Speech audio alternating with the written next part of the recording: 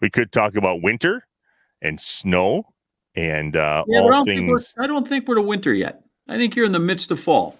I mean, winter doesn't start officially for 3 more weeks. We've gotten at least 6 inches of snow here already. Yeah, but it's Wisconsin. It's still not winter. It's just snow. Shut up and sit down.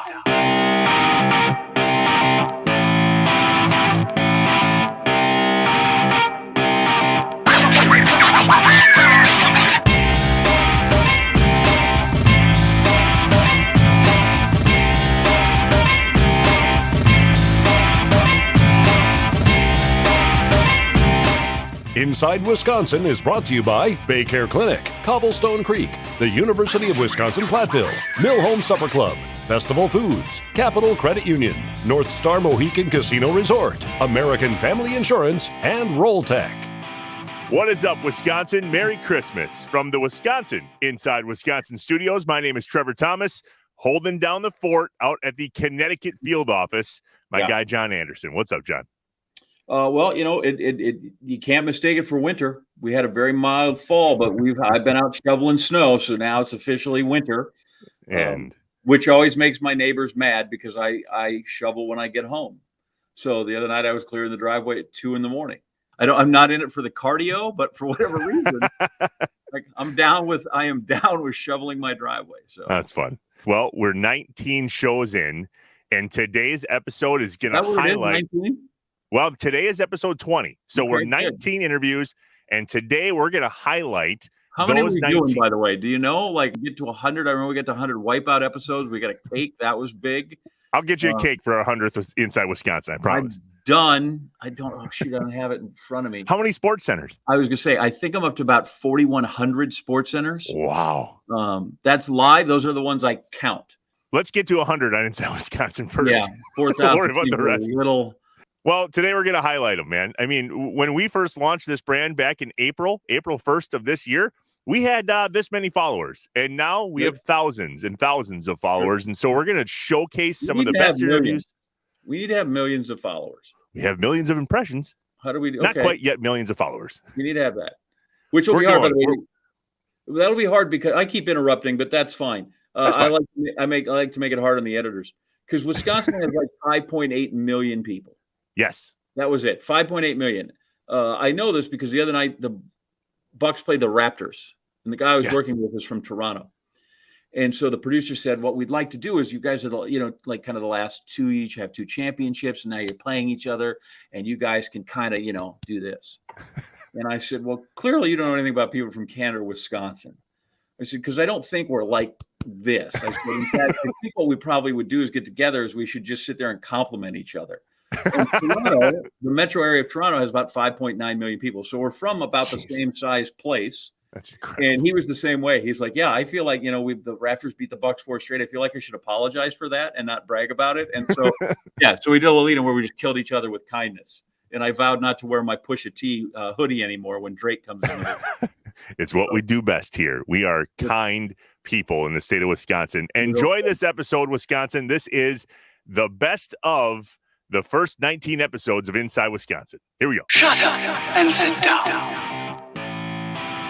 Coach, what was it that made you fall in love with us as a state? I mean, let's be honest. If we're going to have the argument of a Wisconsin sports Mount Rushmore, you're on it. You're on every single person's list. We couldn't be more grateful that you've chosen to spend your life with us ever since you got here in 1990. What are you still doing here? What is it about us? I love Wisconsin. I love Madison. I love the university. I had, as you know, a number of opportunities to leave and go other places. When I took the job, I felt that it had everything potentially that it needed. It wasn't being done, but there was a way to get the job done there. And the first thing that had to be done was keep your best athletes in the state. And I use the term build a wall around the state and keep the best athletes in.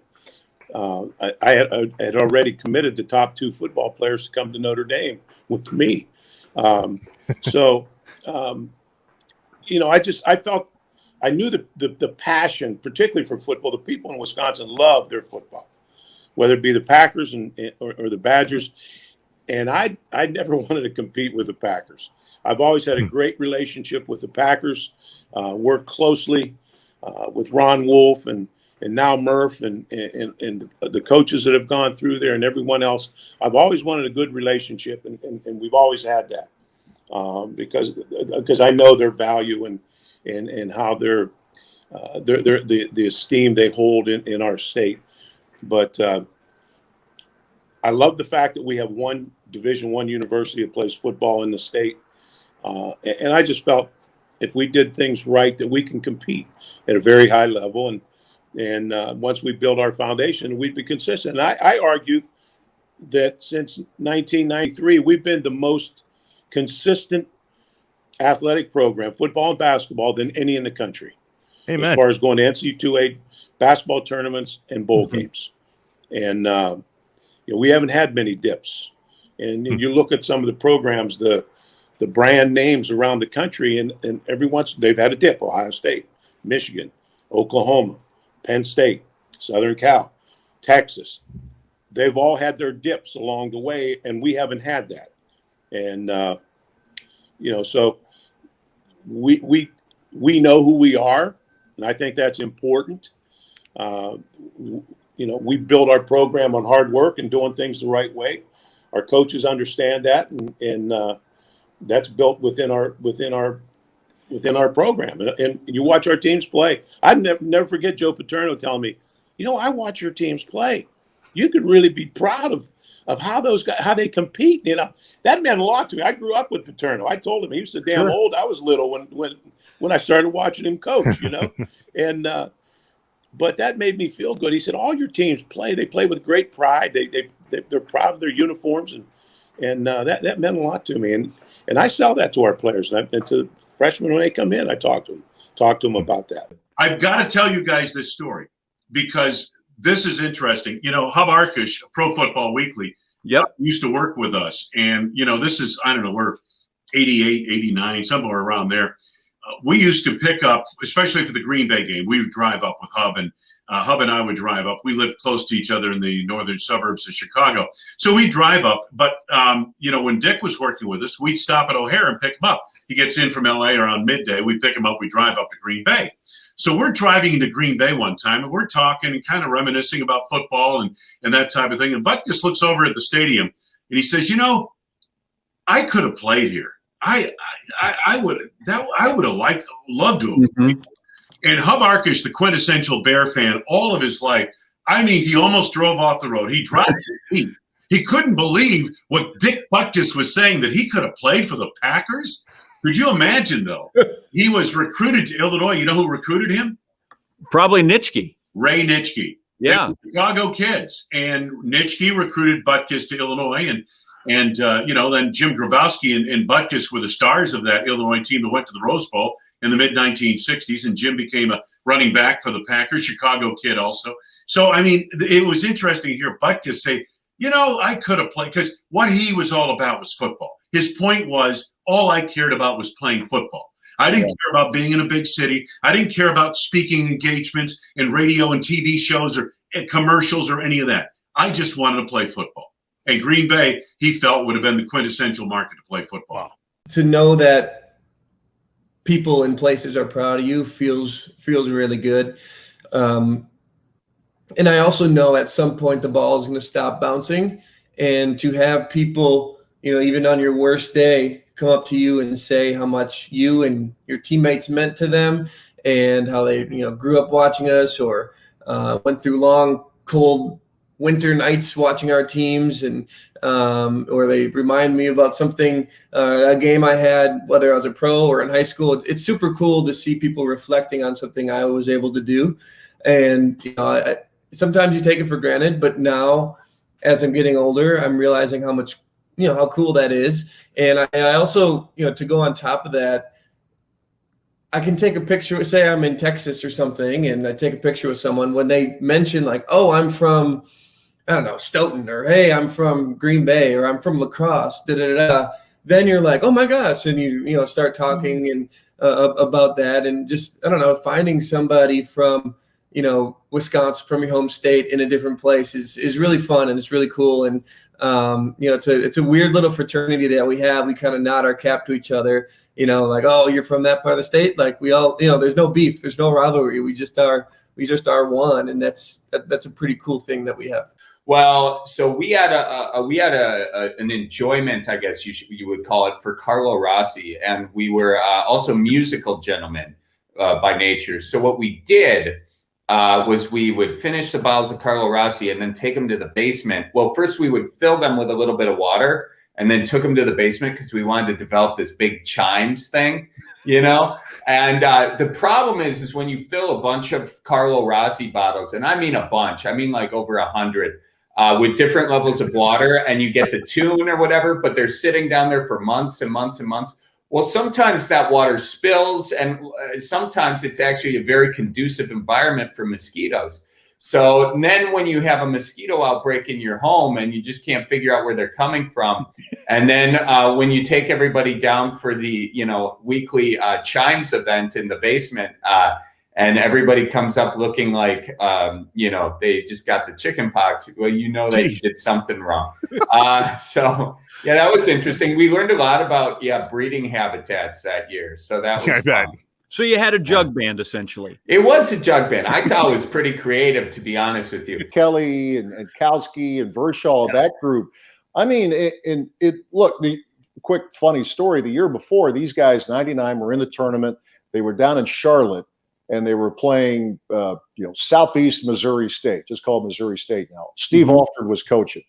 And it was one of those games where it was Murphy's Law. Wisconsin, their guys could not hit water from a boat. At halftime, it's 21-12. They're behind. So it's a little gallows humor my partner and I are having on when we thought we were in a commercial break. CBS had sent a stat guy over and wanted to know what the halftime score of the Rose Bowl game was earlier that past season, and it was 24-21. And so what's coming. The graphic that they're going to flash before the second half. So Mike and I are talking about how we wonder if the Badgers are going to come out here for the second half. Duke was also was scheduled to play later in that arena, and we're suggesting that maybe they're really intimidated. And it was just kind of, gallows humor. What we thought was between the two of us. Well, it wasn't. It got out over the air. It was written about. And I'm thinking, well, this will be a career ender. But those guys, the word got back, they laughed. He said, well, I would have said the same thing. It's 21-12. So they're into the following year. They beat Fresno State. They beat a top seed in Arizona. And they're being introduced in the Sweet 16. And Mike Kelly said after the game, he says, we're being introduced. And I'm talking to John Bryant, fellow guard who was great in that tournament. Said, look at us, a couple of slow dudes. We're playing in the Sweet 16. We're about to be introduced in the starting five. I mean, They took their craft seriously, but man, they did not take themselves seriously. You sit most every day next to Bob Uecker, or a booth apart. Like that's got to be separated by a wall and 3 security guards. Yes, but that's got to be an amazing thing over the 15 years to sort of see that show, that persona. How's he been with you and your role and that relationship? He's great. The best feeling in the world is kind of like when you feel the sting of that tranquilizer when you walk in his booth and then you wake up from that because they don't want you in there. That's a great, when you come back to consciousness. A freshness. After they've already taken you out because you're not supposed to be there. That's a great feeling. Uke's been awesome. He didn't talk to me for 6 weeks, when I first got the job. I went and introduced myself and, hey, I'm the new guy. He goes, I know who you are. Okay. And then I left. And then I didn't talk to him for 6 weeks.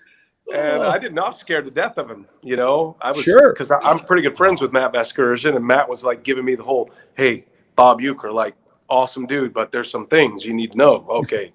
And at that time, Bob, like the stalker was a real thing. She was kind of popping up everywhere, and they were very concerned about that individual. So I was, anyway, he didn't talk to me for 6 weeks. So we go out. We were in Miami, and I walked past him on the bus, and he goes, hey, you're a golfer. I said, yeah. He goes, we're playing golf tomorrow. You want to play golf tomorrow? I said, sure. He goes, can you get a setup somewhere? I said, sure. So I called that would be great. All night, like feverishly calling all my friends. You know anybody in Miami?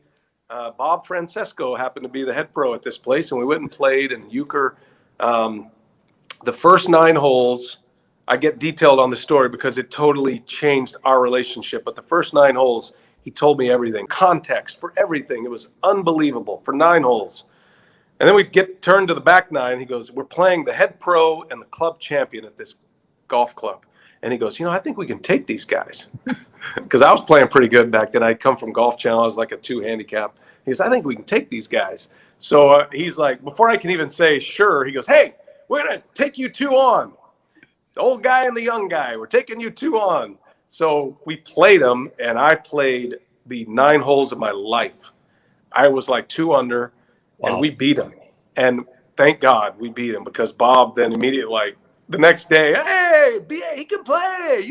And we were best friends, What is it about Wisconsin and the weather and just it seems so hit or miss sometimes? And I'm not throwing you under the bus, I promise. Well, I mean, there's a couple things here. We're forecasting the future. That's the first thing, right? I mean, there's financial people. They're terrible. And they don't get half the bad rap that we do. We can get our forecasts right within a couple degrees for 20 days in a row, and you don't even know about it.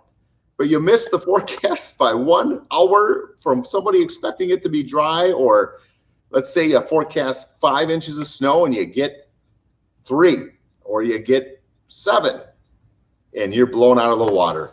It's just a difficult climate to forecast for. Yeah, agreed 100%. We can be right 30 times in a row. It's the one time you're wrong. It's the only thing that people remember. It's amazing to me that you still get the emails and the phone calls and the social media. I wish my job would allow me to be wrong as much as you are. I wish I was right only 50% of the time and still got You go back in the Milwaukee Bill Carlson days, back in the 50s and the 60s, he forecasted 2 days. Sometimes you might get out to 3. That was it. So people remember that. Oh, that Bill Carlson, he was always right. That Albert the Alley Cat, man, that thing was never wrong. What was Ted Thompson's favorite thing about working for the Green Bay Packers and living here in Wisconsin? I know he was here in De Pere where I live.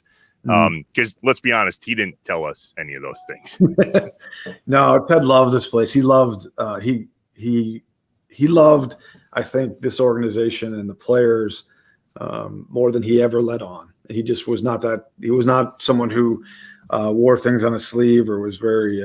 He didn't communicate those things all the time. But he loved the Green Bay Packers. He loved this building. He loved the people in it.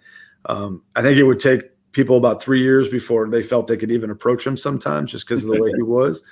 But once you kind of were one of his guys, that was going to last a long time. And the thing, I learned so many things from him from a scouting perspective and just from, all different walks of life. But the thing that I never left him around all of us was the fact that it was about the players. It was about those guys on the field.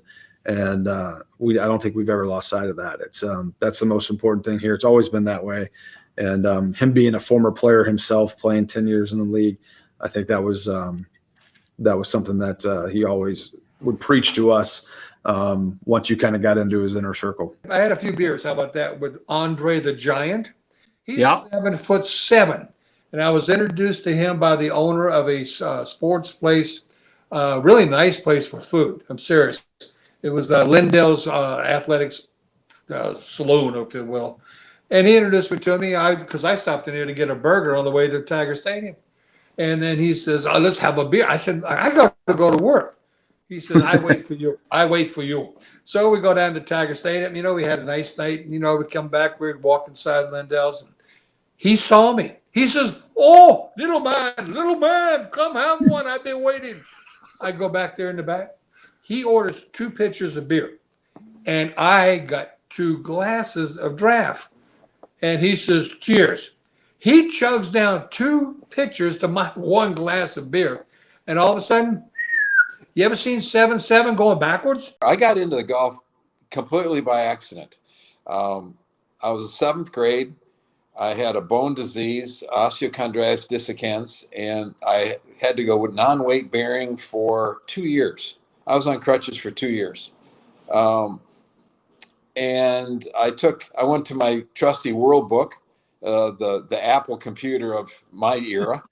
And I literally went to the doctor's office with a list of 25 or 30 sports. And we went down sport after sport after sport. And he said, no, you can't do any of this stuff. And we got to golf, and he wasn't a golfer.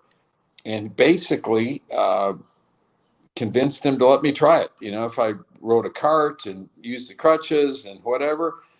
He had no idea the stress it put on my knee.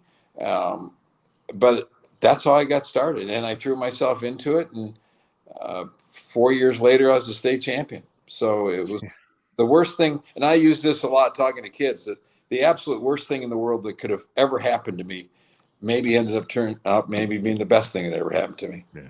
They named a court after you. Tell us that story quick.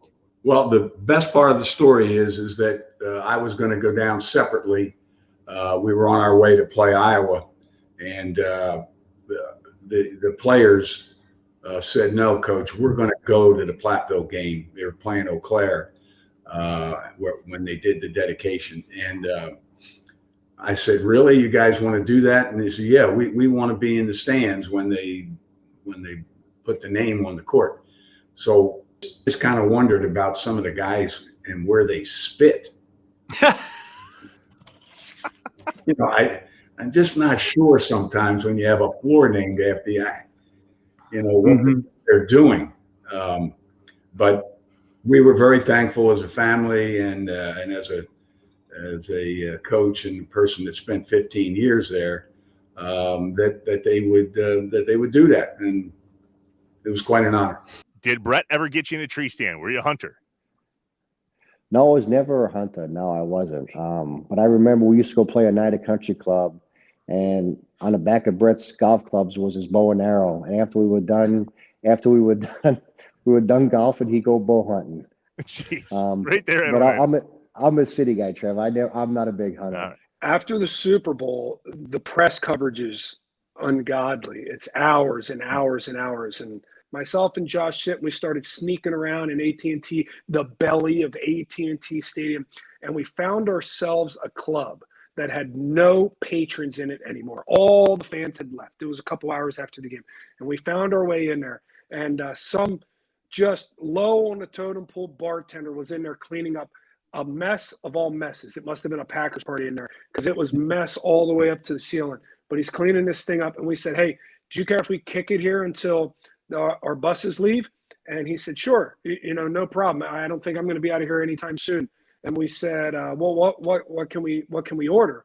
And he said, here, I'm not going to serve you, but since you guys won a championship, here's a bottle of Patron and here's the Coors Light tap. You go ahead and take care of yourselves, and feel free to leave a couple bucks for me when you leave. So we just hung out there, myself and Josh Sit, and watched the highlights of the game, relived it with just the two of us as we sat there and drank for a couple hours before the buses went back. Inside Wisconsin is brought to you by Baycare Clinic, Cobblestone Creek, the University of Wisconsin-Platteville, Mill Home Supper Club, Festival Foods, Capital Credit Union, North Star Mohican Casino Resort, American Family Insurance, and Rolltech. JA Inside Wisconsin and American Family Insurance. We're calling it Quotes for a Cause. Pretty awesome. I like it. I want to learn more, and I'm glad that we are a part of this with American Family. My thought is, listen, if it's good enough to be on the Brewer Stadium, or you can put it on Steve Stricker's sleeve, that is a great partner, great neighborhood. I'm glad we're there. Us too. We are glad we're here with them. It's Quotes for a Cause. Head to insidewisconsin.com/AmFam. Get a quote, and your local participating agent will donate $5 to Habitat for Humanity. John Anderson's going to come and build houses. I just signed you up for that. Listen, my dad, Collins Custom Basement, for years, donated a basement to Habitat Humanity every year. That he went out and did that in the Green Bay, Brown County area. So I can't think of a better partner, and I can't think of a better cause, especially in and around the holidays, right? Gosh, if you can get somebody home for a holiday and get them in and get them shelter and put that Christmas tree up or have that Thanksgiving dinner, whatever it is, boy, that'd be special. And we are lucky that we get the chance to be a part of it. InsideWisconsin.com/AmFam. It's quotes for a cause. Go and work with your local American Family Insurance agent. Go there now. Insure carefully. Dream fearlessly with American Family Insurance. J.A., some of the best moments so far of Inside Wisconsin have been those moments that hit the cutting room floor. I remember a moment, it's in raw footage, when we got done talking with Barry Alvarez. It was our first one, and you looked at me and go, take a breath. Why don't you just breathe for 10 seconds? Because you talk to these people every day. This is new for me. Man, this has been a blast. What are some of your favorite guests that we've had on? You can't be starstruck.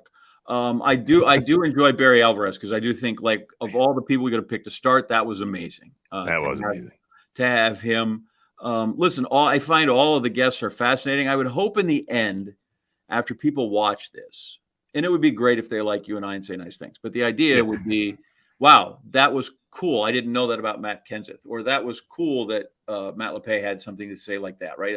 If you do it right, there's a reason when they always say, here's the subject of the interview, because just like the subject of the sentence, that's who you want the focus to be on, right? Is that person. And then one of my all-time favorites was sitting and listening to Bo Ryan, who knew the answer to who was the lead singer of Harold Melvin and the Blue Notes. When you and his boy were like, I don't know. Who? Harold Melvin? No, it's Teddy Pendergrass. So all those things to me, so many. I mean, I could pick one out from most every episode, but those are things that just kind of stick out to me, and most of it sticks out to is it's just selfishly, right? I don't have a lot of people in Connecticut that want to sit around and rap about Wisconsin. Right. So it's great. It's to some degree, this is as nice as a show. It's nice therapy for me every couple of weeks to just go, oh, good. I can talk about this, or I can, talk about people who know what I'm talking about, or a lot of people understand the language of what it is. And as you preach a lot, we do kind of the culture of where we're from. The people, the stories, and the patriotism of America's Dairyland. John, including your story. You shared it in episode 1, and I hope to God that we revisit that again when you shared the origin story of John Anderson here in the state of Wisconsin. That was some of the best stuff. And that's the key, like in the job I have every day as a journalist, is how do you find those stories? How do you tell people how do you make them compelling? Because everybody's got them, even if you're just if you were a third shift worker back at Fort Howard, everybody's got something. This show has a lot, sometimes like ESPN. Some of it I feel like I do strictly for my own amusement, and hopefully the rest of hopefully I get the final score out, so you just are like, wait, what did he just talk about? But it's. I promise we're all amused. It's been fun. Yeah, I don't know about that, but it's hopefully there's more fun to come. So, Coach, that was my 50th birthday present from my mother. So I don't know if you knew that you were signing that for me, or if it was just one that got put in front of your desk and you just slapped it on there, but I appreciate it. We get a few of those. Thanks again, Coach. Okay, guys. Yeah, we're really grateful. Appreciate it. Okay. See you later. Count to 10 first. 1, 2. Yeah, I think he's still hanging out. So that's I think good. Here, I'll remove him. Kick from studio. Never thought I'd do that. Matt, you talk about the itch to get back into racing, and it reminds me of watching Brett Favre waffle for so many years, right? He got the itch, and then he didn't, then he did, and then he didn't, and that repeated itself like 20 times. I can't help but think, though, with this year and watching those guys lay down dirt at Bristol, that had to have triggered a little bit of an itch in you, did it not? No, I'm totally good. I really am. It's it's hard to explain. A lot of people might not understand it because it's been part of my life for so long. But it's just yesterday, and it's just the past. It's not what's here now, and it's not anything that's in front of me. And I realize that, and I will tell you too. As you get older, a lot of people don't like to admit it, or maybe don't see it until you can look back at it. But it's just harder. You're just not as good at things when you're 49 as when you're 39. It's just it's hard to explain, but and it's when you're in your prime, everything moves really slow. I don't want to say it's easy because it's never easy. If it was easy, you'd win every week, but like things were easier. And just the way everything was with no practice, different team, being out of the car for a while and all that, I felt like I was behind. And when I was in my prime, I felt like I was ahead of the car. I knew what was going to happen next. Or I didn't always know, but it felt like you had a good idea what was going to happen next. And just, as you get older and you do that longer, it's just harder to keep up with those young guys. So we got a lot of Bulldogs. Right after the Blue Jays, there's only one Blue Golds, which is, like Eau Claire's the Blue Golds, right? The Eau Claire Blue Golds. Is the high school the Blue Golds? No, UW Eau Claire's the Blue Gold, and then you have Aquinas, the Aquinas Blue Golds. Only one Buffalo. There's only one Trucker. Clintonville Truckers. Williams Bay. I feel like they were the Bulldogs. I'm trying to think. We got the Dashers, Divine Savior of the Holy Angels, the Dashers. No, Dodgeville is the Dodgers. Dodge Land is the Trojans. Dodgeland, yeah. Yeah. Okay. Dodgeville is something else. Tons of Eagles. Only one Elkhorn. Jefferson Eagles. That's where I'm kind of from too. I didn't go to high school there though. Oh, there's how many Phoenix? Okay, so here's the difference. I'm looking when I read the Trojans. The Green Bay South is not listed there. What? They're listed as the Fighting Trojans. Oh, I had no idea. Are you the only Fighting Trojans? Yeah, it doesn't say fighting on there. Trojans. It says I did not know we were the Fighting Trojans. We're the Trojans. That's the fight song. Oh, we're the Fighting Trojans. Brave men are we. We'll never meet defeat. Sons of victory. A lot of Hornets. Green Bay Pebbles. Preble, obviously. New Holstein. The Oakfield Oaks. The Oaks. My brother went to Luther Prep. The Phoenix. The Fighting Phoenix. The Ashland Ordockers. See, like GB, I know is the Fighting Phoenix, right? They're not just the Phoenix. Aren't they the Fighting Phoenix? Green Bay Phoenix. No, they're not the Fighting Phoenix. Okay. Their official logo is the Phoenix. There is one Packers.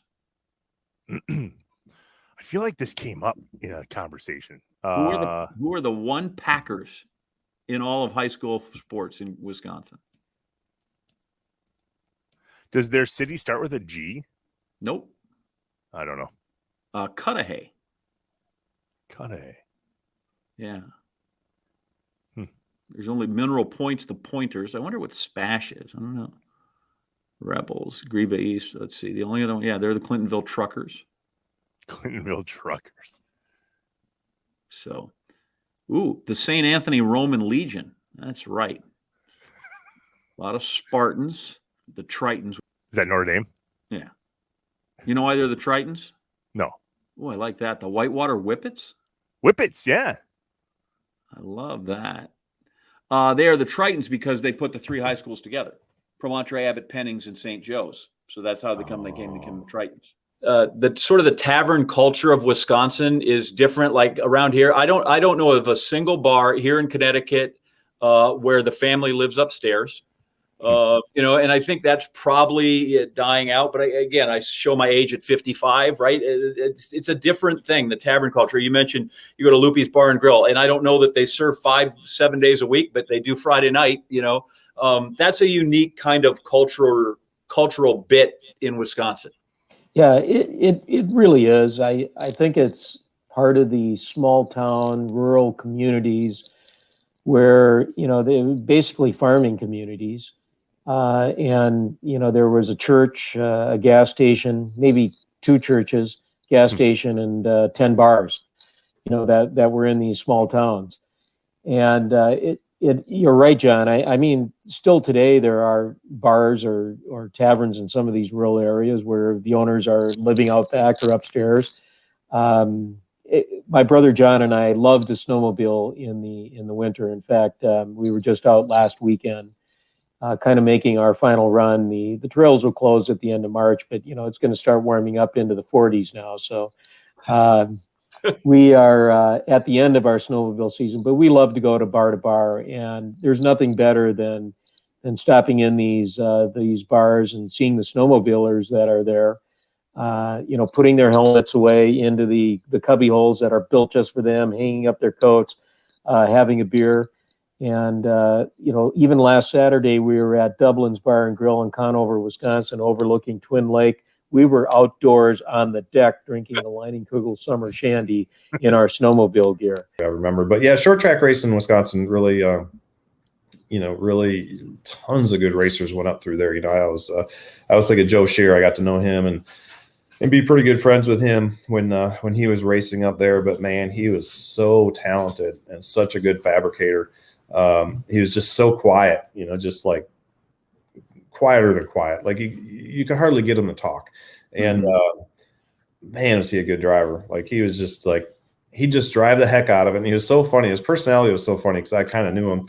And, he'd drive the heck out of it and either win the race or he'd drop out. So like if he was driving it and the car started not doing what he wanted, he would just get mad inside the car, and he would still never talk, but he'd, kind of throw a tantrum and he'd start backing up, and he'd get back to like 6th or 7th. If he had the right rear or something burned off, he'd just pull in the pits and quit and load his car, go home and come back the next time. So, he was funny. And then the polar opposite of him was always Butch Miller. I always really enjoyed watching Butch. He was like the smoothest guy ever, and calculated, and like never got in accidents, very seldom got in conflicts with anybody, and just like every lap was the same. He was such a good driver as far as like hitting the same mark every single lap. Like whenever he was at a race and I was there racing, I would always pick his car out and watch it in practice, or even try to get behind him in practice or whatever, because it's just like he would just have the line. Even at Slinger, he had a different line than every other car there. And I know it doesn't seem possible because it's such a small little track, but he really did. And I always learned a lot watching him and racing against him as well. Can you believe I still found this? That is unbelievable. That's unreal that you have that. The fact that the balls it takes to sign that and send it, phenomenal. Yeah, right. And they're just, oh wait, if you need a good deal, on shoes, call us. Inside Wisconsin is brought to you by Baycare Clinic, Cobblestone Creek, the University of Wisconsin-Platteville, Mill Home Supper Club, Festival Foods, Capital Credit Union, North Star Mohican Casino Resort, American Family Insurance, and Roll Tech. J.A., it is the Christmas season. Time to give some things away. It's the season of giving, my friend. Correct. So I don't know what you have there, but give it to me. North Star Mohican Casino Resort, our founding partners. Happy with them. They happy with us, because we're all happy together, and they want you to go and stay there. So here's what you got to do. It's a stay and play package from North Star. Right. You get a free room to go and stay there, a little bit of money to play if that's your thing, and to eat, because you got to eat. They recommend eating. So here are the rules. Simple. Number 1, like us. Wherever you're seeing this video, just follow us. Like us. Yeah, Make sure that, okay. Yep. just, I was clicking. Yeah. Number 2, share the video. And by the end of the year, right after Christmas, we will pick whoever wins this stay and play package from our friends at North Star Mohican Casino Resort. I didn't tell you this, John, but we're each pitching in $100. Yeah. I did not know that. Yeah, my bad. I was focused on the part where everything you told me I heard, but what I really heard was employees and their families are not eligible to win. That is correct. What I heard was the fine print. I heard there is a bit of fine print. Kind of, but that's how it hit. It hit my ear like that. I heard something about the eating and the gambling and the money. I heard my $100. Believe me, my ears were open for that. Yeah. So to give it away afterwards. Is there an expiration? Because I can go play golf. Maybe I don't like the slot machine. Maybe I don't want to go get cleaned out by some guy at the poker table. But it'll be an early golf. This one, we've got a number of them to give away throughout the next year, but this one's mid-June. So you got between whenever you win it here in December until mid-June. Maybe you can play some golf there at Pine Hills Golf Course. I'm all for that. Good. Hey, get on. Do the like. Do the thing. It's it don't cost nothing. Share this video and like us here on this social platform, North Star Mohican Casino Resort. Good luck to you. Merry Christmas. All right, so top 5 lists have become a thing here on Inside Wisconsin, and it's been fun. I mean, we've done a lot of a thing either. By the way, they were supposed to be, we'll do one once in a while. Yeah. And now it's a thing. And people love it. Like, they look forward to the top 5 list. I was trying to think of some of our favorite top 5 lists and our favorite moments, and I'm certain that I will never live down the Joe Thomas moment. And by the way, we've been in contact with his people, and he is slated, fingers crossed, to join us at some point here on Inside Wisconsin. You're not going to talk to the Kansas coach. It's going to be very difficult for me to talk to Joe Thomas because I know I'm going to get my ass kicked as soon as he comes on the show. Right, but that's different. That was just because you had some, just embarrassing. You're just not a talent evaluator, obviously. Thank you. Really what it is, right? You couldn't have Goody's job. You don't know talent when you see it. Because what you have, I don't even know you had him in your top 5. I think you had him. Yes, I did. He was 5th. I think you wanted me to change it out with Darrell Bevel. Maybe 17th or something. I don't know. I know you had him way, way down below. Love you too. And my favorite top 5, obviously, and I should have it, is my Brewer hat. Those were the best. Just the you know, that's the one. Just as long as I thought about wearing that, but I thought, it's Christmas, I should be more formal. So I wore my good sweatshirt. Thank you. Appreciate that. I picked out a nice flannel. By the way, we all saw the number 34 underneath that hat, and now we know why, and you're never going to live it down. I'm all right with that. Joe Thomas is my number 5. Highest draft pick of an offensive lineman. But here's the problem with why he's not higher on my list. Joe Thomas played for the Badgers from 03 to 06. The Badgers were good, but not great from 03 to 06. 2-time All-American. He started all 4 years, but he was a blocking tight end his freshman year. Listen, he was good. Number 3 overall pick when he was in the draft. It's the highest. Fishing, by the way. What? Who went fishing that day? Yeah, he was on Lake Michigan when he got picked. Yeah. So that's Joe about Thomas as Wisconsin as it gets. Joe Thomas at number 5. So just number 4. By the way, I just wanted you to know that I said, let's go from the bottom up. And some people would go, wait, you just said Joe Thomas. Anderson said go from the bottom up, but that's fine. You said 5. Okay, Joe Thomas 5. So you've already got him too low, but what's next? My top 5 favorite Brewer hats. I mean, and you've got hundreds. That I own. And then the all-time favorite, strictly because of how much I've worn it. Like, look at how horrible this thing is. Oh, the sweat stains in that. Right? Like, so you can't give that up. Just look at this disaster. Oh, my gosh. There it is. That is my all-time favorite Brewer hat. I'm not sure it's my favorite logo, but just in terms of all-time Brewer hat, that thing has got in it days and days and days of wear on it. Do you still wear that? You do. Oh, still yeah. wear that. Look at that. Wow. Because it fits perfect. Tell us about your top 5 moments on a golf course. The number one thing I've ever seen on a golf course or been a part of is at the Ocean Course in Kiowa Island, where they just had the PGA Championship this year. Yeah. And I've been fortunate enough to play there several times. I have a place near Charleston. And so I'm on the back side, the 10th tee. And I'm with a caddy and a couple other guys that I don't know that I've just been paired up with. And the caddies are always great. And I shouldn't laugh at your own stories, but I'm going to. So here comes this little fawn. Oh, look, there's a nice little, look at what a nature program. And the fawn, wait, where there's one, there's two. So you're waiting to see where the mom is. And the fawn goes down to start drinking out of a little pond, little swampy pond area. When a giant alligator jumps out of the water, grabs it by its neck, and pulls it under. And there's thrashing and violent splashing and turning. And I'm in the middle of Wild Kingdom. And this alligator takes down this poor fawn, and then it's under the water, and it's gone after about a 30-second struggle. And I look at the partners, and I look at the caddies, and I'm like, okay, am I horrible? But was that just not the most awesome thing I've ever seen? Like, I just saw Wild Kingdom. I saw a nature special on number 10. It's the greatest thing I've ever seen. So in honor of this idea of Kuhn, and yes, it's his last name, but it kind of turned into a nickname. We posted a graphic last week on our social channels and asked people, what are your favorite nicknames on the court and or off the court? And so I thought that would be a fun top 5 list. And the last one, it goes without saying, Mr. Baseball, Bob Uecker. I know he played, but can you think of another person that, he's just identified as Mr. Baseball or Mr. Football? I mean, that's us. That's him. And the beauty of it is, right, is Mr. Baseball was a career 200 hitter. Yeah, not great at baseball, actually. 200.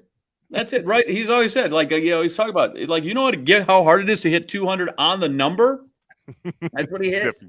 Our top 5 Packer moments that may or may not have to do with the game. And honestly, I'd love to see your comments.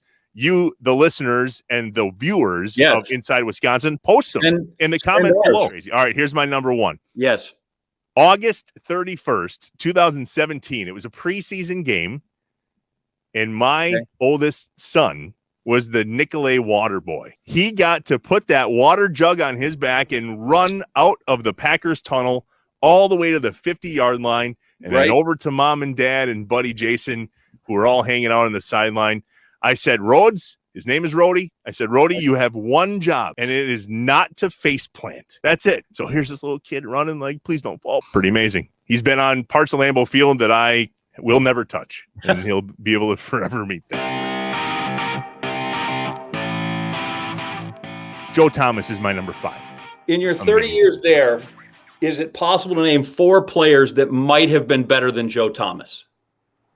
No. So really, Trevor, other than calling him the Godfather and screwing up Joe Thomas, the first episode went terrific. Flawless. We should get that out of the way right now. Matt, name 2 players in Wisconsin since you've been there that are better than Joe Thomas. Can't. Speaking of good guys, can you name 2 players better than Joe Thomas? There's not many. He could arguably the best lineman that's come through here.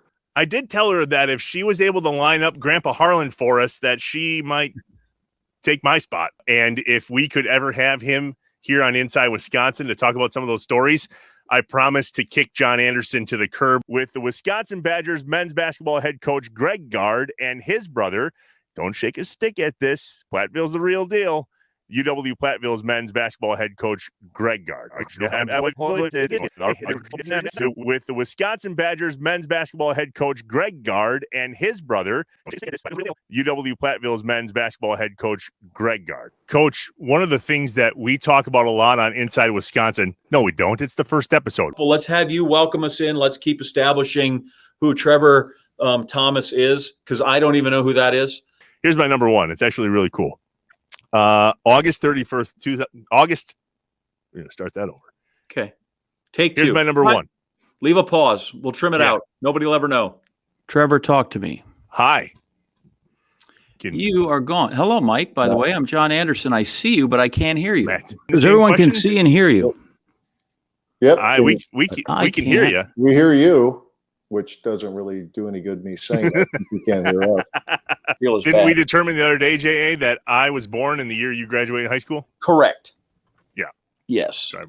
And according to you, time started exactly then. Yeah. Joining us now on Inside Wisconsin, the voice of the Wisconsin Badgers. Football. Let me bust that right now. Don't forget we've thrown to him. So just say, and now here he is, Matt Lepay, voice of the. You don't need all the buildup, right? Because we've done that leading in. We can, sure. Yeah, just pick it up tight. Here we go. 3. That was quick. It's the first time he's ever done that to me. I'm just saying that's what we had. So you're right. 3, 2, and 1. Matt Lepay. I don't even know how to do that, John. We've done it that way. Now I'm all flustered and sweaty. You want me to do it? You want me to do it? Do Here you go. Okay, well, take 3, 2, and 1. And with us now is Matt Lepay, the voice of the Badgers. All right. So Trevor he's just talked about 5 places that he finds when he's been in the state where he finds that people drive too fast, where they're out there, they're racing, and he 85. He drives like a grandma. He's at 2 and 10, and these are people that show him that he's an old man. So we're going to come back and we're coming off that as we return to you. 2 and 10. So do you read a book backwards too? So wouldn't it be 10 and 2? I don't drive 2 and 10. He's being an ass. 10 and 2. I did 2 and 10, 10 and 2. I am left-handed. Maybe that's it. Right. Cambridge native, Cambridge High School, the Blue Jay. And I don't know if you know this, Matt, but of course you don't know this. You just met me. The Blue Jay would only be just one of us. Or are you talking about just me? Okay, let's talk about this for a second. I grew up in Jefferson County as well. Yeah. I went to Johnson Creek. So we're the Johnson Creek Blue Jays, one word, and Cambridge is the the Cambridge Blue Jays, but it's Blue and Jays. It's 2 words. What am I missing? I have no idea. You didn't know. All right, got it. So let's go back to this. The Blue Jays as well. I had no idea. Yeah, I looked it up today. It was 2 words. I can't imagine. I'm surprised at just how original y'all are down there in Jefferson County. You think of one damn bird. It was weird. It was weird to have 2 Blue Jays in the same conference. Hey, nobody wants to be the Fighting Sparrows, I guess. So we were talking earlier about making you guys feel old, and I don't mean to do this now, but here we go. I was 5 years old when you started broadcasting for the Badgers, Matt. You're all I've ever known. See ya. Yeah, it was good having you. Sorry. Look who has hair and look who doesn't, Matt. Yeah, right. I mean, mine's gray, but full coverage. Full coverage. That's all we're saying, Trev. Fluff the geese. Got it. I know you had 2 hole-in-ones on tour. Any in Wisconsin? I had more than two on tour. Good gosh. Where'd you come up with that? PGA.com. Oh, maybe actually in tournament rounds, maybe only 2. Yeah.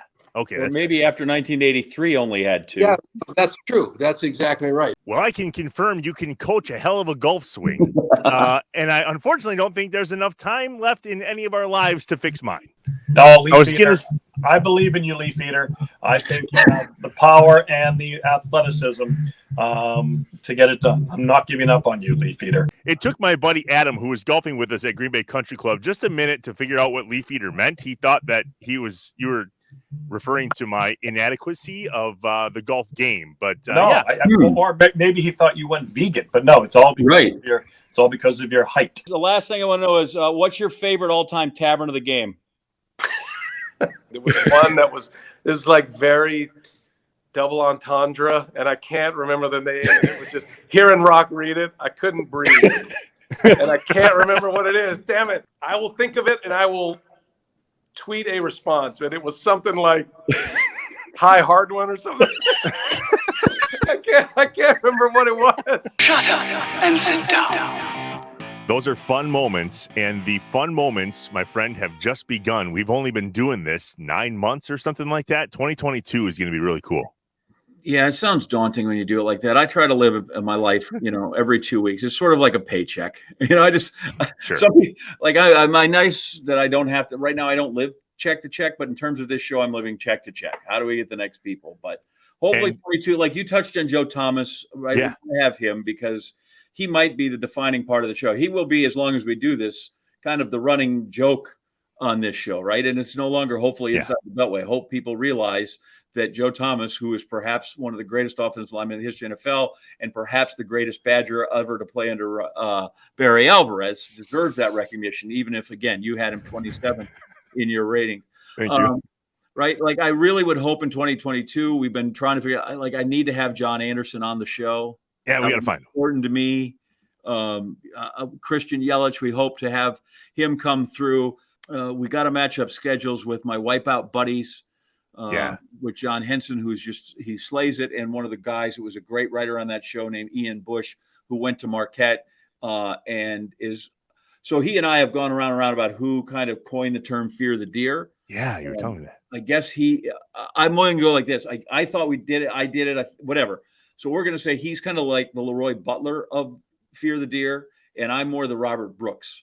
So you brought it to life. Got it. I'm the guy who brought it. And so but I'd love to have Ian and John would be terribly funny. I think we need to get Molly Seidel, who medaled at the Olympics in the marathon and has such a magnificent story to tell about her and running from down there and, Arrowhead and the like and Hartford.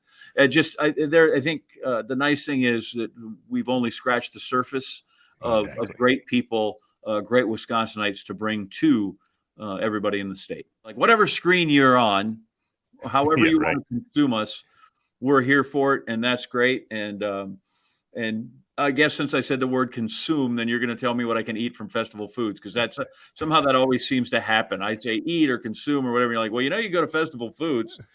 So. Well, it's because of partners like Festival Foods and all the others that you see here rotating in this corner. When we're out and about talking about partnerships and sponsorships with Inside Wisconsin, it's not about the interviews. It's not about myself or John. This truly is Brewers Can Koozie. I like it. It's all about joy. I mean, when John and I talked about doing this at the end of 2022, we wanted to showcase Wisconsin, to bring joy to others, to promote positivity and unity, because let's be honest, over the last 18 months, that's been hard to come by. And so it is these partners right here that see value in what we're doing to allow Wisconsin a place to escape and ultimately experience joy. So we could not do this without them, and we clearly couldn't do this without you. So from myself and John Anderson, we hope that you have an incredibly Merry Christmas, a Happy New Year, and we cannot wait to see you in 2022. Until then, as we end every single show, as you were, Wisconsin. What he said. I am looking for news on the Packers' search for a GM, but instead am struck cold in a headline in this very paper. Sears to close Green Bay store. This cannot be. This is not right. This is heartbreaking. Sears has closed hundreds of stores across the country the past few years. I know this. It's not a new headline. However, until today, I hadn't considered the possibility that the corporate decision makers would shutter this Sears, my Sears. This isn't just some Sears store to me any more than Lambeau Field is just some stadium, or John Wayne is just some cowboy, or Frank Sinatra is just some singer. No, where most see just a department store, I see family history. I don't make it from infancy in Iowa to the Sports Center anchor desk at ESPN without this Sears. Doesn't happen. My life is tethered to the brown brick building at the corner of Military and Mason. Actually, it's 6th Street, but we won't worry about the precise location until I learn to ride a bike, and my mom needs to know exactly where I am at all times. My mother is a 24-year-old widow with a 3-year-old daughter and a 6-month-old son. It's November of 1965 when her husband, my father, is killed in a car accident on a gravel road in rural Iowa. I will never know Kenny Anderson, my father. My sister can recall some. My mom has all the memories. In 1965, there are some hard days. The three of us live in a small town in a small house in Mason City, Iowa, a place made famous as River City by the Music Man composer Meredith Willson. There are good neighbors on either side of us, dear friends who help look out for us. A few months passed, and in February of 1966, Larry Neville, the neighbor on the left as you look at our front door, he gets transferred to be head of the appliance department at a new Sears store in Green Bay, Wisconsin. Larry was born in Green Bay. This is a chance for he and his wife, Verna, to go back home. That summer, my mom takes us to Green Bay to visit the Nevilles. And there's something about that to her that feels right, something warm and inviting. I've often wondered if it would have felt that way in December. By the end of the year, my mom needs a change. Iowa's home. All her family is there, but so too is my dad's memory. Change can't erase all the sadness, but it can take away everyday reminders. Change is a chance to reset and move forward. So as 1967 dawns, she follows the Nevilles and moves. It's January, it's cold, but it still feels right. My sister and I will grow up Green Bay. The Packers, paper mills, Kennedy Elementary School, Lombardi, then Southwest, fish on Fridays. The Sears store has made it so. From there, my Sears tale is sort of mostly retail. Everything a kid could possibly imagine needing, clothes and winter clothes, shoes, sporting goods, records, and everything you can't imagine needing. Carpet, drapes, house paint, tires, tools. As I grow up, I wear out those Sears indestructible tough-skin jeans like they're brown paper bags. The holes I make in the knees are patched with swaths of denim transplanted from the pairs of jeans I outgrew the year before. Sort of a denim cycle of life. My mother remarries Walter Collins, the best man I have ever known. He's my new dad. He loves us unconditionally. He also loves tools on the condition that they are Craftsman tools from Sears. Tools are birthday gifts, Christmas gifts for dad and my stepbrothers. For my sister, there's a Barry Manilow album, and I'll be admitted, yes, I know the lyrics, but that's because she played them so much, and Andy Gibb 45s. Mom, put a bow on it, she'll love it. For me, what wouldn't I like to have, right? But if I have to pick just one thing, then it's a football shirt, and these are the days before the NFL had cashed in for billions on merchandising, with a picture that looks remarkably like John Brockington on the front of it. The building with that giant swan-like S on the side, that's our destination. My friends and I, we have bikes and allowance money. We've pedaled the route 1,000 times, beginning from my house on Beamer Street, which, by the way, is as vexing to spell now at 55 as it was when I was a kid. Around the corner and down Caters Drive, you hang a right on Langlade, then a left through the parking lots of a restaurant, gas station, convenience store, and then be careful at the intersection of 9th and Military. I can literally still hear my mom imploring me to this day, John, please be careful when crossing at 9th and Military. The whole trip is a ride past buildings that remain today, but places that are long gone. The Village Inn, Western Gas Station, Red Owl Food Store, St. Agnes Bakery. There was a water tower, Ponderosa, Van Boxtel Ford. But finally, we arrive at Sears. Military and 6th. Always the backside. It's the merchandise pickup entrance by the all those automotive garage bays. And when I really thought about this, I'm like, I'm not sure I ever went through the front door of the place. We shopped, we looked, we loitered a bunch, and even sometimes we were lucky enough to buy. And it was childhood at its best. Eventually, we graduated and we could take the city bus and take a trip to Port Plaza Mall. Then you graduated high school and college, and I moved to Oklahoma, and then I moved to Arizona, and now I moved to Connecticut. I have a family of my own, 2 wonderful kids. And when our house needs a new washer and dryer, naturally we go to Sears.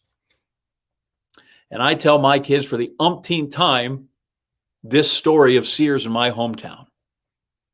And they know the one I mean, because it's the one that brought Nana and Annie Les and their dad to Green Bay. And as I tell people all the time, that Sears, it's more than just a store. It's my story. Inside Wisconsin is brought to you by Baycare Clinic, Cobblestone Creek, the University of Wisconsin-Platteville, Mill Home Supper Club, Festival Foods, Capital Credit Union, North Star Mohican Casino Resort, American Family Insurance, and Roll Tech. Shut up and sit down.